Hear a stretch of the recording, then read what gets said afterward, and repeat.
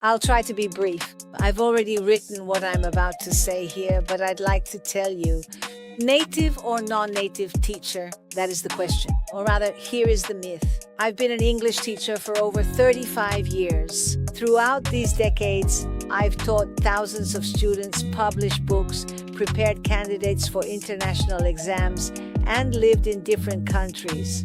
But most of my learning happened in the classroom, and it was there that I realized something important. The best English teacher isn't necessarily a native speaker. Before anyone misinterprets this, I want to make one thing very clear. This text isn't a criticism of native teachers. Many of them are excellent professionals. What I want to question is a myth that still exists. The idea that being born in an English-speaking country automatically makes someone a better teacher. Let's think for a moment. You speak Portuguese fluently, but could you explain all the uses of the grave accent? Probably not. And that's normal because speaking a language and teaching a language are completely different things. In the same way, being a native English speaker doesn't mean having the pedagogical training, linguistic knowledge, or even the skill to teach. At the same time, being Brazilian doesn't guarantee competence either. What really matters is linguistic competence, pedagogical training, teaching strategies, experience, and the ability to understand the student. It's exactly on this last point that many non-native teachers have a huge advantage. British linguist David Gradall, in research commissioned by the British Council, stated that the best teacher, especially at the beginning levels, is often the one who shares the student's mother tongue. Why? Because they understand your doubts, they understand your mistakes, they understand your difficulties, and most importantly, they've already walked the same path. I see this daily here in Australia.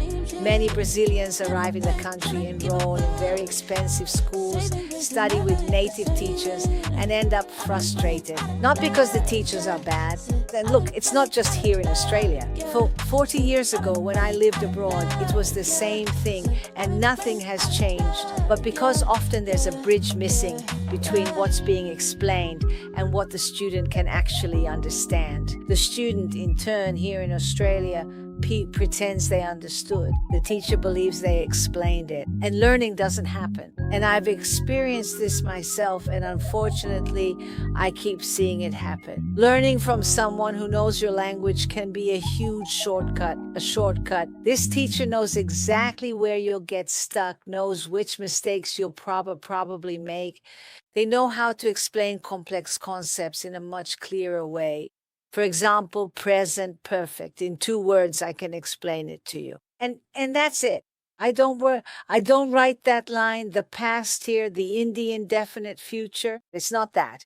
This doesn't mean that native teachers don't have, of course they do, but it means that an excellent Brazilian teacher can be just as good, and in many cases, even more efficient than a native teacher, according to studies. The IELTS, for example, isn't a monster. It's just a proficiency test. With the right guidance, it stops being a nightmare and becomes just a goal to be achieved.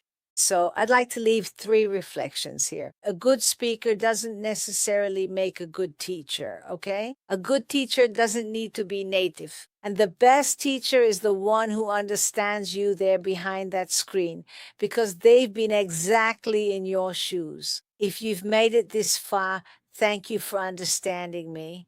This text is just a vent, but also an invitation. Let's value those who teach with knowledge, dedication, purpose, and not just with a passport. Just a tip.